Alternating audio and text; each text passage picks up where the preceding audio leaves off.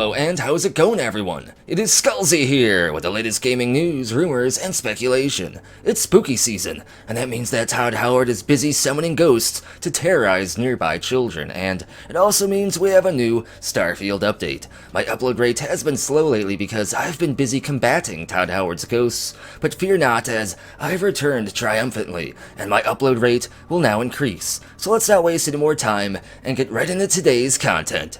First off, this update comes to us from the most trusted official Bethesda source of all, Bethesda. On October 13th, Bethesda decided to break their silence fetish, and finally actually about time what took so long gave us an official update for Starfield. This update came to us in the form of a 5-minute video which touched on several things ranging from the dialogue system to the game's tone and much more. And in today's video, I'll be breaking down every piece of information there is to discuss from this update, all in chronomythological order, so let's probably go do that thing. The video begins by starting. We can see the Bethesda Game Studios command center as Jess Finster, community director at Bethesda Game Studios, visits her own place of work, Bethesda Game Studios. She tells us that Bethesda is still hard at work on Starfield, as we can see in the following visuals. We see the team discussing something while looking at some concept art for what appears to be a high-tech helmet of some kind, complete with a built-in microphone and some kind of drop-down visor. The helmet seems more high-tech than it does Space Frontier, and seems to feature a white and black urban camo pattern, possibly belonging to the United Colonies Sys Defense faction or something like that. Bethesda then states that they are very grateful for all the hype and feedback they've been getting regarding Starfield, and then they unfortunately admit to using Reddit as one of the major sources of this feedback. Using Reddit for feedback is like using sewer water as a baseline for testing for safe drinking water. It's just not safe, it just doesn't make sense. But anyway, Bethesda says they have been gathering questions and concerns from the community, and they're gonna start a new video series where they answer and address some of these Starfield-related things. The fact that they use the word video series indicates that we will likely get many more videos like this leading up until the game's release date, whenever that happens to be. We then get a warning that Todd Howard is about to appear on screen. Bethesda is trying to give us the vibe that these videos are like us chilling with Todd while having coffee as he stares at us while we ask him about Starfield, and I'm actually kind of okay with that. But back to the questions.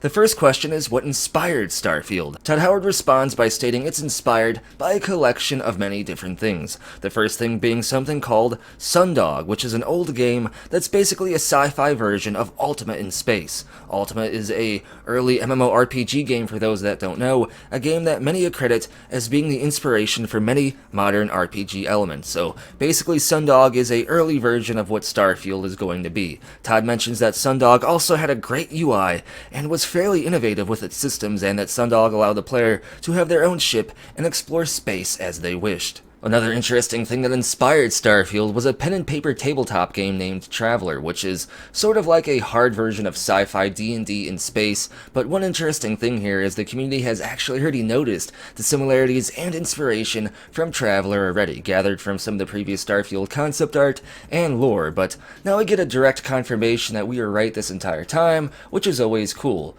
It's still clear how much Todd has been wanting to make a game like Starfield for basically ever, though. In fact, wanting to make a game like Starfield is what originally got him into game development, as he says here, as he taught himself coding and other game dev stuff while working on his own personal project to try to make a video game version of the Traveler tabletop game. And then he basically learned that computers at the time would run out of memory, and the game he wanted to make back then would have been impossible to make with the technology available at the time. However, that technology exists now, and the fact that Todd Howard has always been wanting to make a game like Starfield ever since he first got interested in video games is a huge thing and should definitely get you excited for this. The next question asks what the specific tone of Starfield is going to be. Is the game hard sci-fi or is it space fantasy? Todd responds by stating it's hard to actually explain, as the opinion of what hard sci-fi or space fantasy is tends to vary from person to person. But in terms of Todd's own opinion and the opinion of Bethesda themselves, Starfield is indeed confirmed to be hard sci-fi, meaning let's focus on space magic and the unexplainable and possibly fantastical stuff, and more of a focus on realistic and followable scientific progression. Starfield's lore goes into great detail explaining the steps and processes humanity took from where we are now to get to how we see them in Starfield's timeline, and this includes all the technology, all the spaceflight designs, the culture, and beyond. So in essence, everything should make sense and be believable, which is pretty awesome. And if you were hoping for something more space fantasy, don't worry, as we've definitely seen plenty of those vibes already in previous Starfield footage. So don't worry, as the space fantasy vibes seem heavily centered around the game's main story and exploration in general. Todd does point out, though, that asking whether Starfield is hard sci-fi or space fantasy is a bit of a trap question, though, as Starfield is a video game, and stuff has to be gamified enough in order to be entertaining. Bethesda actually wanted to push for some more heavy realism stuff in the terms of like using fuel and running out of fuel, but ultimately they decided that that would be boring and that running out of fuel wouldn't be as exciting as just being able to continue to do the thing that you were wanting to do when you ran out of fuel. Your options when you run out of fuel are wait to get rescued, do something else that takes forever. Bethesda really thought about this, and they determined at the end of the day that running out of fuel just wasn't fun.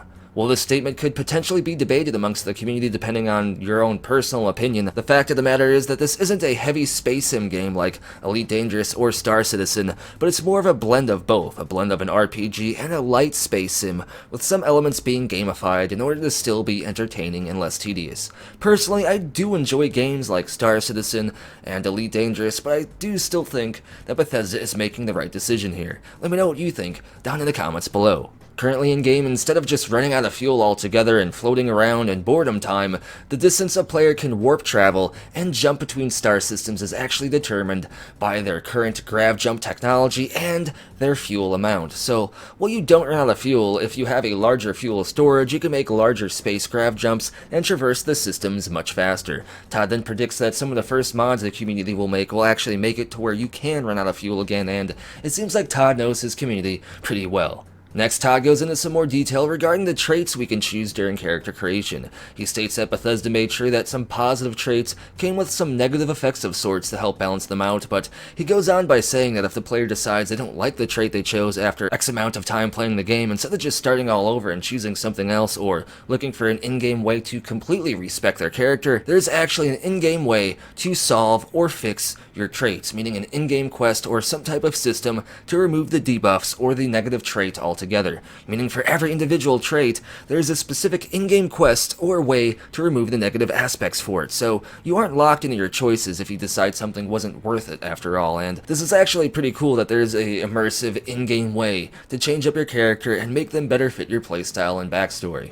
And for the last topic, Todd goes into detail regarding Starfield's new dialogue and speech check system. Todd states that Starfield's dialogue system goes back to the classic Bethesda system, injected with all those modern elements we know and love. A simple system where you stand in front of who you talk to, you see them react and emote back to you, you see your choices listed on screen with any relative speech check related information listed next to them, and while this certainly isn't reinventing the wheel or really doing anything new to the wheel at all, Todd states that the system works very well, and there's a lot more depth to this new dialogue system, and you won't really understand it until you get the game in your hands. Well, we'll have to take his word for that. There is, indeed, something new and exciting with this dialogue system. Something we'll get into here in a moment, but what is also very exciting is he states Starfield has more quests, NPCs, and dialogue than any other previous Bethesda Game Studios game ever. In fact, at this point in time, Starfield has over 252,000 individual lines of dialogue, which is pretty insane, to be honest, and it shows just how large and expansive and in-depth this game actually is. For example, Fallout 4 had 111,000 lines of dialogue, and Skyrim had 60,000, and don't forget, it's confirmed that the player character is not voiced, which means all this dialogue is from in-game NPCs. Many of this dialogue includes unique responses or statements to all the various dialogue options the player can make, and a unique combination of different dialogue options, statements about the player's backstory, traits or accomplishments, and so much more. So far, Starfield is shaping up to potentially be the most in-depth and immersive BGS game yet, and that is hype. Todd then mentions that Starfield features his favorite new persuasion system yet, and we get to see some brand new Starfield footage showing off this new persuasion system. We are taken to a scene where the player is approached by who appear to be pirates of the Crimson Fleet. We can see the usual options here, dialogue that leads to us attacking the pirates, dialogue options to attempt to persuade them to leave, the usual stuff. However, Starfield does this in a new way. For each dialogue encounter, you get a certain amount of persuasion points based on your player's skill, traits, and backstory. You can see these persuasion points add a lot more weight to individual persuasion attempts during conversation. The more points you spend on a specific speech check, the higher the odds you will succeed, which opens up the doors to different outcomes. But if you burn through all your points too quickly before the conversation fully ends, you might not be able to actually be as effective towards the later speech checks during the conversation. Todd states that it feels natural and not like a detached system that isn't organic to the game world. It's unique and interesting and prevents the player from organically just succeeding at every speech check they have everywhere in the world forever if they happen to have a high speech level character. This makes the dialogue system feel like something that is a game mechanic that works and blends into dialogue rather than being something separate where you spin a wheel like Oblivion. But that is everything. That's everything I wanted to talk about today. That's every piece of Starfield information from this Bethesda update video. Like I said, my uploads are going to increase. I promise. I've been super busy fighting Todd Howard's ghosts, but it's nice to finally get something regarding Starfield from Bethesda after the silence for so long. And at the same time, it's nice that this is going to be a confirmed video series that we'll get more of leading up until Starfield's mysterious release date, whenever that happens to be. But as always, be sure to like the video if you want to help push the content to new people. Join the community and the family, and if you want to get added to this list of awesome people, consider supporting the channel over on Ko-fi, Patreon, or here on YouTube as an exclusive channel member. And as always, thank you for watching. Be sure to tune in next time.